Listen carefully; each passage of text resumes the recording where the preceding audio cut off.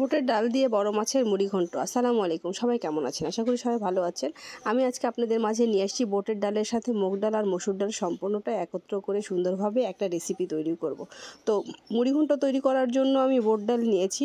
সাধারণত মুগ ডাল দিয়েই করে, তো বুটের ডাল, মসুর ডাল আর আমি মুগ ডাল দিয়ে আজকে করব।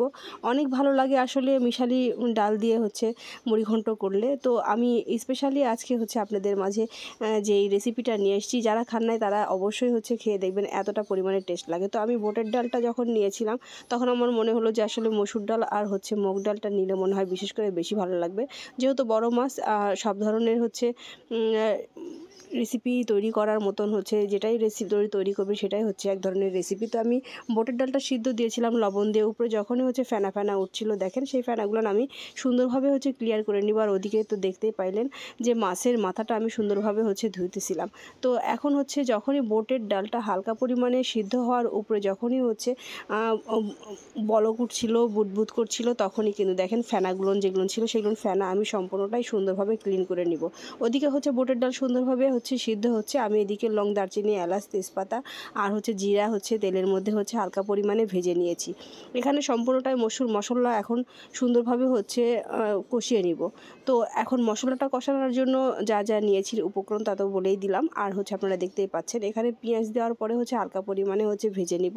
বাদামি হালকা বাদামি যখনই হয়ে আসবে তখনই এখানে আমি একটু পরিমাণে পানি দিয়ে দিব।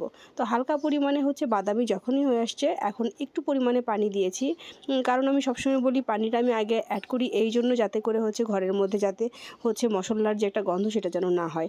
তো লং, দারচিনি, এলাচ, তারপরে এখানে জিরা, এখানে হলুদ, তারপরে মরিচ, আদা রসুন বাটা আর স্বাদ মতন আমি বুঝেই লবণ দিয়েছি। সম্পূর্ণটা সুন্দরভাবে নেড়েচেড়ে এখন কষিয়ে নিব। উপরে তেল যখনই উঠে এসেছে দেখেন আবারও হালকা পরিমাণে ঢাকনা সরিয়ে আমি একটু পরিমাণে নেড়ে নিলাম। মাছের মাথাটা সুন্দরভাবে আমি ধুয়েছি, সম্পূর্ণ মাছের মাথা এখানে আমি একত্র করে দিয়ে দিয়েছি। হালকা হালকা করে নেড়ে নিব একটু পানির মধ্যেই, যেহেতু কষানো লাগবে যার কারণে। তো তারপরে আমি এদিকে দেখেন হালকা হালকা করে কিন্তু নাড়িয়ে এই পাশ থেকে ওই পাশ, ওই পাশ থেকে এই পাশে সুন্দরভাবে মাছের মাথাটা কষিয়ে নিব। তো এই তো এখন এখানে আমি এক্সট্রাভাবে আবারও এখানে ধনিয়ার গুঁড়ো আর জিরার গুঁড়োটা অ্যাড করে দিয়েছি, যাতে করে মাছের মাথার যে একটা গন্ধ থাকে সেটা যেন না থাকে। তারপর আমি পানি অ্যাড করে দিয়েছি এখন, তারপরে আবারও এটা সুন্দরভাবে কষিয়ে নিব। হালকা পরিমাণে এখানে এখন ঢেকে দিয়ে হালকা জিরা, যেটা আমি অ্যাড করব পরে সবার শেষে, সেটা আমি ভেজে নিলাম। তো এই তো আজকের কিন্তু রেসিপিটা কিন্তু দেখতেই পাচ্ছেন যে মুড়ি ঘন্ট অনেক মজাদার একটা খাবার। আপনারা কিন্তু অবশ্যই যারা খান না তারা এইভাবেই রান্না করে দেখবেন, খুবই ভালো লাগে। তো জিরাটা আমি এক্সট্রাভাবে তৈরি করে রেখে দিলাম। তারপরে মাছ এদিকে কিন্তু হয়ে যাচ্ছে, মাছের কষানোটা হয়ে আসছে, দেখেন এই তো নেড়েচেড়ে নিব। এখন নেড়েচেড়ে নেওয়ার পরে যেগুলো ডালটা আমি সিদ্ধ করে নিয়েছিলাম সেটা কিন্তু এখানে একত্র করে এখন অ্যাড করে দিব একটু পরেই। আবারও সুন্দরভাবে ঢেকে রেখে ভালোভাবে নেড়েচেড়ে নিলাম। তো যখনই দেখেছি সুন্দরভাবে কষানো হয়ে গেছে, ডালটা সিদ্ধ করে রেখেছিলাম এক্সট্রাভাবে, সেটা এখানে এখন অ্যাড করে দিয়েছি। তো নেড়েচেড়ে আবারও নেড়েচেড়ে নিব। ভালোভাবে নেড়েচেড়ে নেওয়ার পরে কিন্তু আপনারা কিন্তু বুটটা সিদ্ধ করে এভাবে ঝাপনাতে আমি যেভাবে ঢেকে ঢেলে রেখেছিলাম সেভাবে যদি করতে চান তাহলে বিশেষ করে বেশি ভালো হয়।